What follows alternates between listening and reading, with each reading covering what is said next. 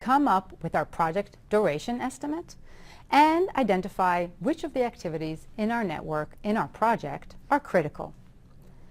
Those critical tasks have zero slack. They need to start as soon as we can, and they need to finish on time. However, let's think about the non-critical tasks.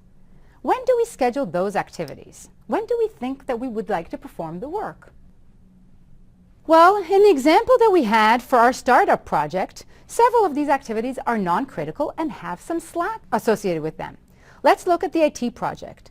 The IT project, at the earliest, we said will start at 0 and finish at 4. However, we know that we can postpone it to start as late as week 8. So we have plenty of slack associated with this task. So when should we do the work? Should we ask it to be performed, or expect it to be performed, or schedule it to be performed as soon as we can? Or should we postpone it and have it done later? Well, depending on your project priorities and your project objectives, you might want to go with one schedule versus the other. Let's think about the benefits of a as soon as possible schedule versus a late as possible schedule. What is it that we care about? Are we constrained by cost or by time? And let's think about how those two dimensions interact with our schedule. If we schedule our activities as soon as possible, we are incurring earlier costs and using our resources immediately. We are, however, in terms of time, giving ourselves some slack. We're starting tasks as soon as possible, even though we know that we have some slack in our schedule. And so an as soon as possible schedule has benefits on the time dimension, but it does have downsides on our costs. We need to invest costs now in order to gain slack and buffer in terms of our timing. And so if we're constrained by time and we're planning a project in which the objectives are determined by the time and we're going to compromise on our cost, an as soon as possible schedule might be better. On the flip side, if we are constrained by cost and we are working with a limited budget and we know that maybe time is something that we can compromise on, we're better off pushing our tasks as late as possible. As late as possible schedule delays the commitment of costs, delays the commitment of resources until a time that we know we must use it. Costs further down in the future are cheaper. However, it eats up all the slack. Postponing the tasks means that we leave ourselves with very little slack towards the end of our project, and if we need extra time, we will not have it. And so if our priority is cost, you're better off scheduling as late as possible.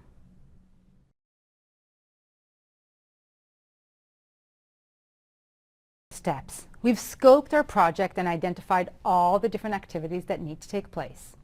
We've identified the precedence relationships, and we've estimated the task durations to find the overall project expected completion time and overall duration.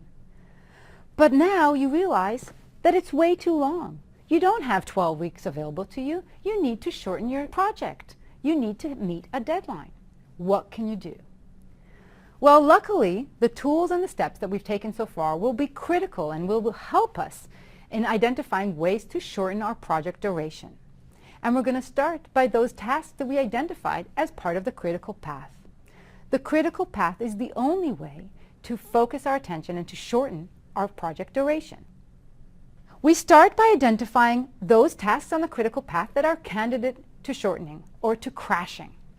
We look and we think about what do we need to spend in order to reduce their duration. Do we need to include additional resources? Do we need to spend more money? Once we've identified the least expensive task among the critical tasks that we are going to be able to shorten, we start experimenting with shortening the duration. But pay very careful attention. As you start shortening task duration, a new critical path, a new longest path in your project might emerge. And therefore, you might need to take your attention elsewhere and start crashing other activities from other parallel paths. And so we need to conduct this crashing activity, or reducing the project duration, in a cycle. We identify our critical tasks. We find the least expensive task to reduce its duration. We reduce its duration, and we identify the new critical path that might have emerged. All the critical paths, even if there are multiple of them, will need to be shortened in order for our overall project duration to be reduced. In the process of doing this, what's going to happen? Well, a few things. Overall, our critical path within our project is going to be shorter. It might change. We might introduce a new critical path and a new set of critical activities. And more of them, a higher proportion of our project, will be on the critical path.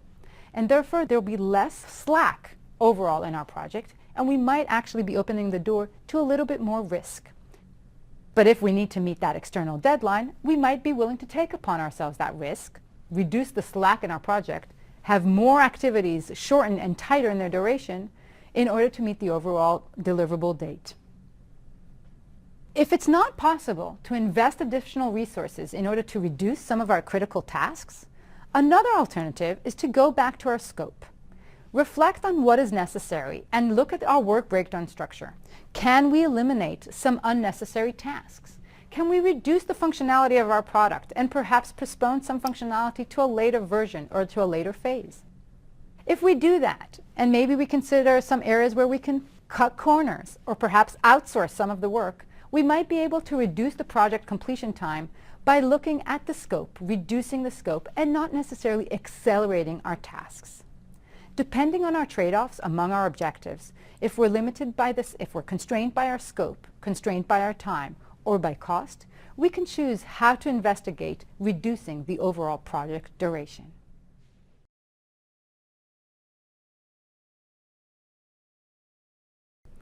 Together with my long-term collaborator and co-author, Bert de Rijk from the University College London, we've compiled a list of the most common mistakes that we've seen as we've engaged with many different firms, from large aerospace companies to small independent entrepreneurs.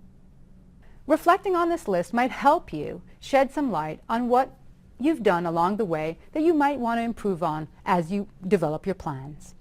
Here are the most common mistakes. Many firms dig into the plan and they neglect to stop and come up with a proper work breakdown structure. It is the most crucial step of the plan. No work breakdown structure will imply missing tasks, complete pieces of work that are neglected to be considered as part of your plan. It is all too simple to forget or to neglect a component of your project, and therefore conducting a proper brainstorming session or working out your work breakdown structure will ensure that you do not find yourself without a proper scope. If you don't have a proper scope, then you won't have the proper project estimation, the duration estimate, you won't have a proper network diagram or critical path, and your cost estimates will be way off. So spend the time working through the work breakdown structure. Other typical mistakes are that task durations are specified in terms of work and not in terms of actual durations, neglecting to realize that individuals have to go home for the weekend or they have to take some time off once in a while in order to come back the next day refreshed. And so think about durations and not only work. No network diagram. The network diagram is a visual tool. It is appealing in the sense that it gives us an overview in a very visual way of the flow within our project. Make sure to spend some time, look at your network diagram, and make sure that there is a logical flow of your chain from start to finish. That will allow you to spot your critical path and your entire set of precedents. Other common mistakes have to do a lot with the precedence relationships. These can often be pretty tricky to identify. And so as we think through our plan and we work typically looking at a Gantt chart, we might rush in and we might neglect to identify proper precedence relationships between predecessors and successors. And so don't use fixed date to mimic a relationship. Don't expect that if a task, if you fix it to start at the 1st of August, it represents a link or a flow from other tasks that are feeding into it. The 1st of August is arbitrary. If you postpone the entire project, what you really want to be saying is that task B depends on task A, and so represent it with the proper dependency. If you happen to have tasks in your project that are scheduled in the right sequence but don't have the relationship, you might not realize in the future as things change that they are actually linked by some information flow or from some even material flow from one to the next. And finally, if you're working with a work breakdown structure with a complicated project and you have summary tasks, don't link the summary tasks. Those tasks include the detailed individual level tasks, and the relationships should be formed only at that level. Following or thinking about these common mistakes and reflecting and ensuring that you don't exhibit them within your project plan, will allow you to put your best step forward and have more confidence in your plan. I've also prepared a checklist that might help you walk through your project plan and ensure that you're on the right track. The checklist takes you through the steps and allows you to reflect on our work breakdown structure. Is it available? Is it complete? Did we show it to enough individuals within the organization to ensure that we have confidence and that everybody agrees on it? Did we look at the network diagram? Do we have one start and one finish? Do we have successors and predecessors to all of our tasks? Did we consider milestones? Are there natural points in our project that have important deliverables or that many different paths meet and come together? These are important to identify up front.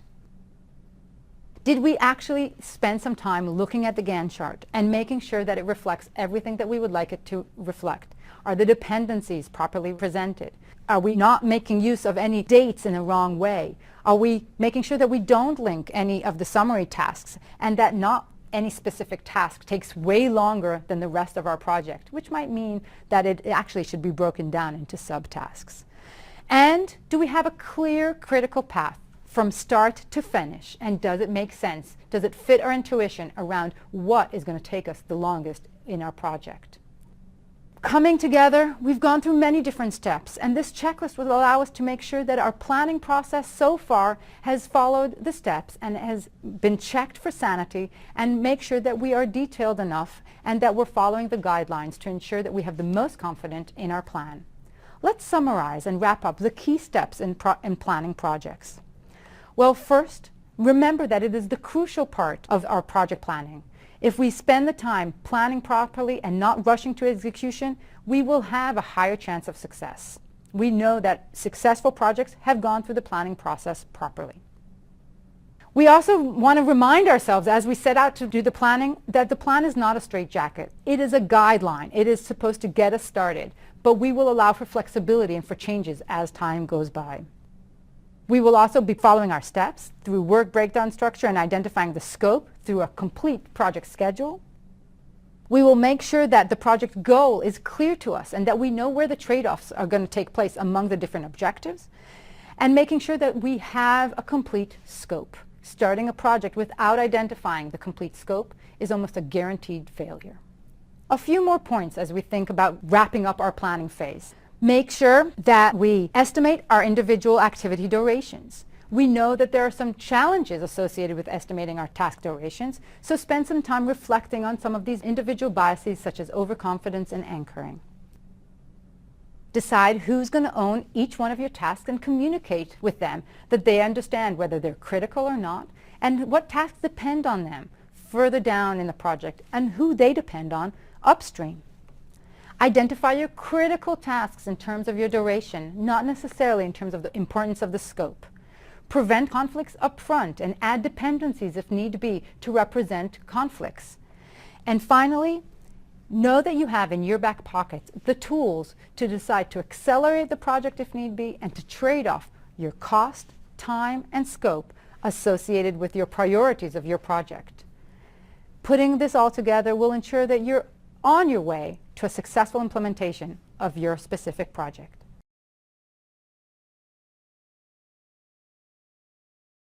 Celebrates books, writing, and literacy.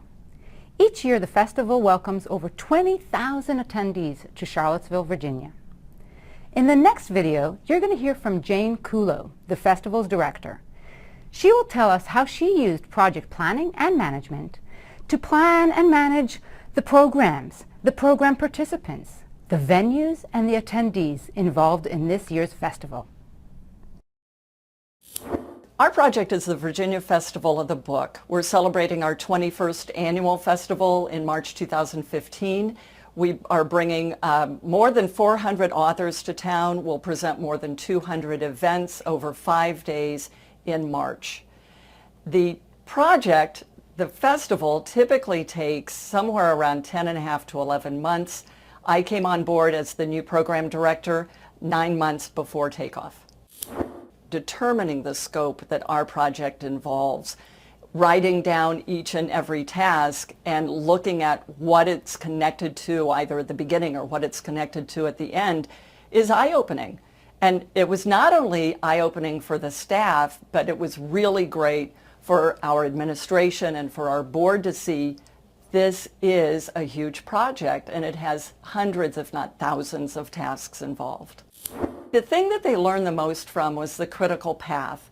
These are the elements that must be done in a timely fashion for us to hit our mark. And with a project like the festival, we know it is going to happen on March 18th, 2015. We have a number of known milestones with the festival. We have the date by which authors need to submit if they want to present. We have the date by which we need to get back to them to say, yes, we'd love to have you, or we're sorry, it won't work this year. We have other dates like that all through our project, and knowing that those are important is one thing. But when you look at the critical path, you see the trickle-down effect of what happens when you miss a deadline. The festival needed to get those decisions out in October as soon as we could. But, you know, sometimes things slip. And then we find that in December, that's really having a horrible effect on our planning because we haven't put ourselves in the best position. We were a week late in getting our schedule published. And we were still able to get our mailings out to our authors and do everything we needed to do, but we gave one of our staff members 3 days to get that done instead of the 10 days that we'd actually allowed. So we're all professionals. We will do what we need to do in order to get the job done, but I know going into this for next year just what sort of effect it has if I mess with that critical path. With a project like the festival, it's really not done until it begins. So even though we say we'll make our decisions by such and such a date and we can't accept any more authors after such and such a date and we publish our schedule, we never know. There may be an author that is an incredible gift to the festival that just drops into our lap. We've learned so much this year about what can happen when. You know, we have roughly 6 months of slowish time and then 6 months of crazy time. So we'll do everything we can to front load tasks from the crazy time to the slow time just to make our lives better. We really do focus on continual improvement. And we'll take a look at the plan and say those things that require only maybe the date of next year's festival, that don't require specific details about programs, specific details about authors, anything that just promotes the festival dates. What can we do to push that promotion schedule into the summer? We learned from project management, it sounds very simple, but that correlation between scope and time and budget and how they interrelate was such a great concept for us to hold on to.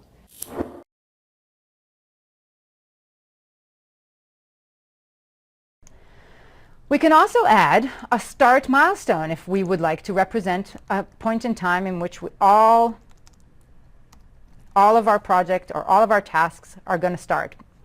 And so this is also a milestone. We can give it a duration of 0, and we can make our first 3 tasks, meaning the creative, the strategy, and the IT, dependent on that start milestone. Perhaps if we're depending on a specific approval or a specific license in order to get things started. Here we have it. We have our complete Gantt chart with our starting date, our completion date, and our critical tasks highlighted. Another important view that we get from MS Project, or most project management tools out there, is the network diagram. By choosing the network diagram, let me collapse the boxes so you can see a better view of this, we get an entire overview, an entire view of the network and the flow of the project from left to right, as we looked at before manually, to make sure that we are comfortable that our project is complete. There is a link between all of our tasks. There are clear dependencies. We have one start and one finish, and we can now be confident that our plan makes sense and that we're not missing any fundamental relationships.